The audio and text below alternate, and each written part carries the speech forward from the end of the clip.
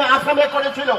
আসামে করে এরা কি দেখলো, নানান রকম সময়ের পরে দেখলো যে 19 লক্ষ মানুষ এই এনআরসির আওতায় পড়ে গেছে এবং তারা হিসাব করে দেখলো যে এই 19 লক্ষের মধ্যে 12 লক্ষ শুধু হচ্ছে বাঙালি হিন্দু, আর বাকি 3 লক্ষ অন্য সম্প্রদায়ের মানুষ, খ্রিস্টান থেকে আরম্ভ করে, জৈন থেকে আরম্ভ করে, পার্সি থেকে আরম্ভ করে। 140 के काउंसलर अबू तारिक मुल्ला, आफ्ताबुद्दीन भाई 140 के काउंसलर, उनको एक और मीटिंग में जाना था।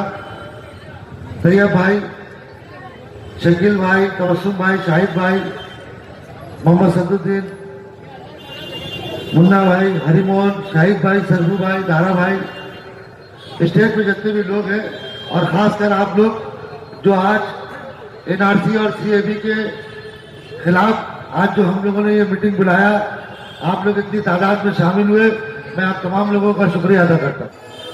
देखिए, अभी हिंदुस्तान में एक दहशत का माहौल, दहशत सिर्फ मुसलमानों में फैलाया गया कि मुसलमान परेशान रहो और कुत्ते की तरह दौड़ते रहो। तो मैं कहना चाहता हूं, एक दिन वो आएगा कि मोदी, अमित शाह कुत्ते की तरह दौड़ेगा और जितना बच्चे लोग पत्थर मारते, ईटा मारते, लात खाएगा, जूता खाएगा। हिंद न्यूज़ के नाजरीन को मेरा आदाब। और एक अहम खबर आ रही है मटिया बुरुज से। मटिया बुरुज में कैब और एनआरसी पर तृणमूल कांग्रेस की अहम मीटिंग। शहर निसाद की सबसे बड़ी अक़लियती आबादी वाला इलाका मटिया बुरुज में कैब और एनआरसी को लेकर रियासत की हुक्मरान जमात तृणमूल कांग्रेस की जानिब से एक अहम अवामी मीटिंग की गई, जिसकी सरबराही कोलकाता कॉरपोरेशन के मारूफ काउंसिलर अलहाज रहमत आलम अंसारी ने करी, जबकि वहां एमएलए मटिया बुरुज अब्दुल खालिक मुल्ला, एमएमआईसी शमसुज़्ज़मा अंसारी और दीगर पार्टी काउंसिलरों ने भी शिरकत करी। इस दौरान खिताब एक तरफ जहां एमएलए मटिया बुरुज अब्दुल खालिक मुल्ला ने मरकज़ की मोदी हुकूमत को तनकीद का निशाना बनाते हुए उसे मुसलमानों के ख़िलाफ़ नफ़रत की सियासत करार दिया, वहीं मारूफ काउंसिलर अलहाज रहमत आलम अंसारी ने भी इस कानून को जबराना सफ़काना ठहराते हुए मुसलमानों से हौसला मंदी के साथ इसका डट कर मुकाबला करने की अपील करते हुए हर किस्म के तशद्दुद से दूर रहने की अपील करी। रहमत आलम अंसारी ने हिंदू मुस्लिम इत्तेहाद को तोड़ने के लिए साजिश को भी नाकाम बनाने की गुजारिश करी है।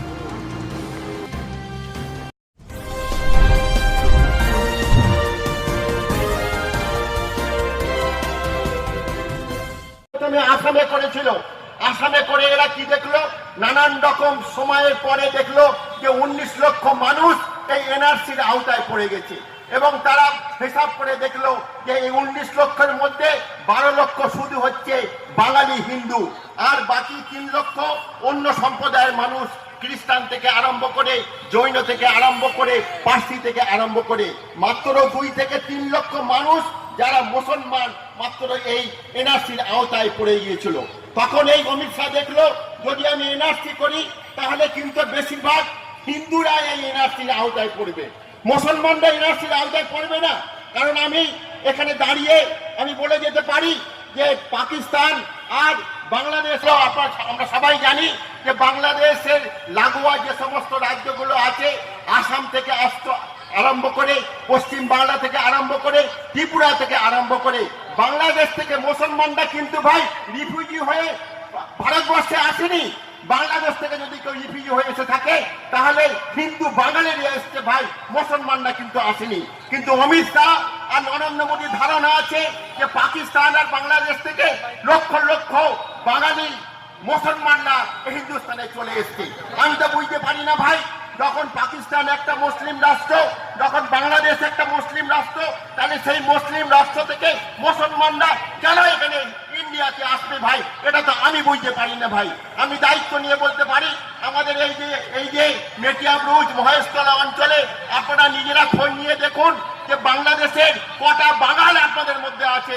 আমি আপনাদেরকে দায়িত্ব নিয়ে বলতে পারি, আপনারা গুণে 10টা বাঙালকেও দেখাতে পারবেন না যারা বাংলাদেশ থেকে, বাংলাদেশের ছেড়ে তারা এখানে পশ্চিম বাংলায় চলে এসছে। जिस तरह का पॉलिसी बीजेपी सरकार, जिसे हम और आप भारत जलाओ पार्टी कहते हैं। मोदी जी और अमित शाह जिस तरह से सिटीजन अमेंडमेंट बिल को लागू किया है, उसमें साफ पता चलता है कि उनका नफरत सिर्फ एक तबके से है, एक जाति के लोगों से है। उनका इशारा सिर्फ और सिर्फ हिंदुस्तान में रहने वाले मुसलमानों पर है। लेकिन हमारी दीदी ममता बनर्जी ने ऐलान किया है कि हम लोग इस बिल के खिलाफ है।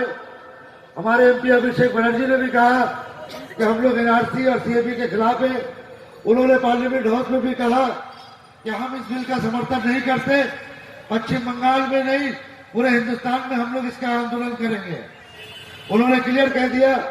और याद रखिए, ये बिल जो इन्होंने लागू किया है जात पात के नाम पर, इसलिए जो इस देश के संविधान में लिखा हुआ आर्टिकल 14 में, उसके मुताबिक किसी को भी ये अधिकार नहीं है कि हिंदुस्तान में रहने वाला एक भी शरणार्थी, एक भी वोटर, एक भी देशवासी को कोई इस देश से निकालकर बाहर फेंके। ये किसी भी मोदी या अमित शाह के बाप का जागीर नहीं है, वो जो चाहेगा कर लेगा। इसलिए गलतफहमी में मत जाइए, मीडिया से भी होशियार रहिए। मैं सब मीडिया को नहीं कहता, 2-4 मीडिया को छोड़कर मैं कहता हूं, ज्यादातर मीडिया मोदी जी का दलाल बन के घूम रहे हैं और गलत प्रचार कर रहे हैं। हम लोगों ने जो संविधान में पढ़ा, media is the 4th pillar of democracy, Hindustan का 4था पिलर मीडिया है। वो ऑलरेडी वो पिलर गिर चुका है, क्योंकि ज्यादातर मीडिया मोदी और अमित शाह जी का चमचागिरी कर रहे हैं। आप देख लीजिए। इसलिए वो लोग का मकसद पश्चिम बंगाल को डिस्टर्ब करना है, यहां फसाद कराना है, यहां हिंदू मुसलमान में राइट कराना है, तब उनकी रोटी और दुकानदारी बनेगी।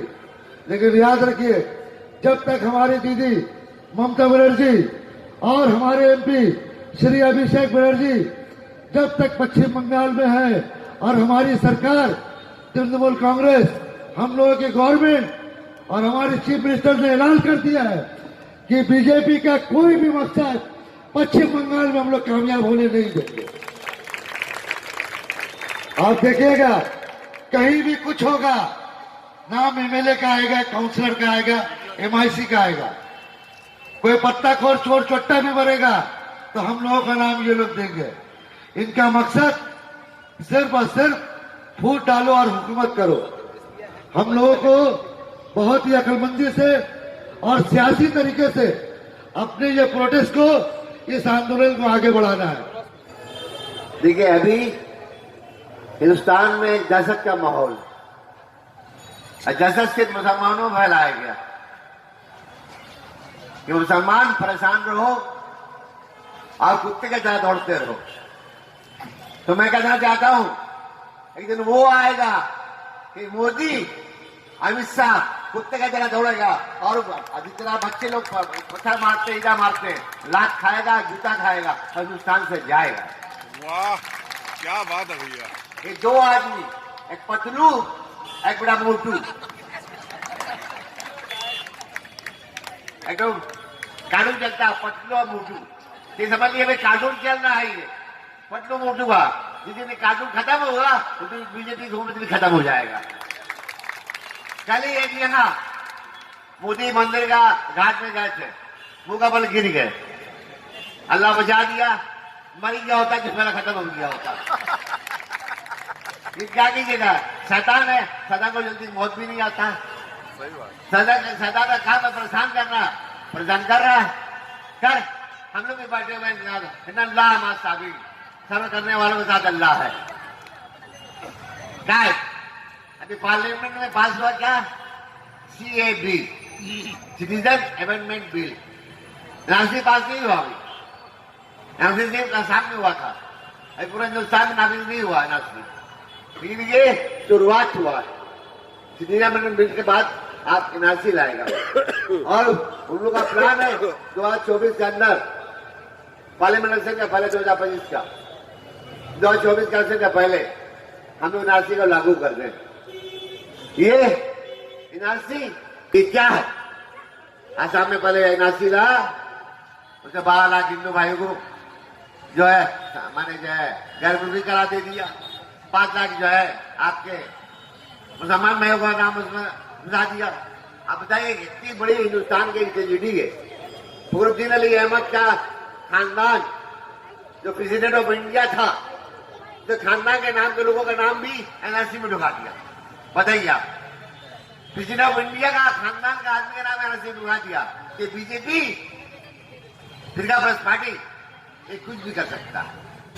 ভারতবর্ষের সুপ্রিম কোর্টকে আমি পরিষ্কার বলে যেতে চাই, এখানে কোনো মিডিয়া যদি থাকে, কোনো আইন যদি থাকে, তারা আমাকে অ্যারেস্ট করতে পারে।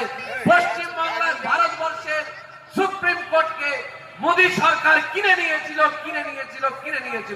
না হলে সুপ্রিম কোর্ট এই রায় দিতে পারে না, যেটা আমার অধিকার, যেটা আমার মসজিদ। সেখানে প্রমাণ করতে পারিনি যে ওখানে মসজিদ ছিল না, প্রমাণ করতে পারিনি ওখানে রাম মন্দির ছিল, তার সত্ত্বেও সুপ্রিম কোর্ট রায় দিল মোদির কথা শুনে যে না, ওখানে মন্দির হবে, মসজিদ হবে অন্য জায়গায়। আমরা ভিক্ষা দিতে চাই না। মুসলমানদের ওয়াকফ সম্পত্তি যা পড়ে আছে, আর একটা দেশ তৈরি হয়ে যাবে। মুসলমানদের ওয়াকফ সম্পত্তি যা পড়ে আছে সবটা যদি এক জায়গায় করা যায়, একটা দেশ তৈরি হয়ে যাবে। এটা মোদী সরকার, অমিত শাহকে জেনে রাখা দরকার।